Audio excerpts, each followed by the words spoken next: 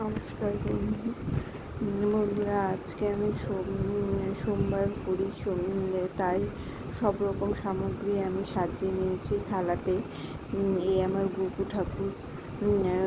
গোপু ঠাকুরকে ফুল চন্দন দিয়ে সব প্রস্তুত করে নিয়েছি। প্রায় সব ঠাকুরকেই আমি সাজিয়ে নিয়েছি ফুল চন্দন দিয়ে। আমার ভোলা মহেশ্বরকে আমি স্নান করাবো, এখন তার প্রস্তুতি নিচ্ছি।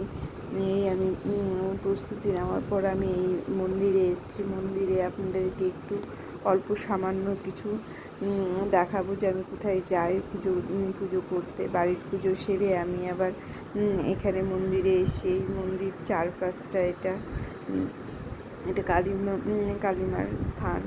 এইখানে আমি আপনাদেরকে দেখাচ্ছি এখানকার আমার ভোলা মহেশ্বরকে আমি এখানে পুজো দিতে আসি।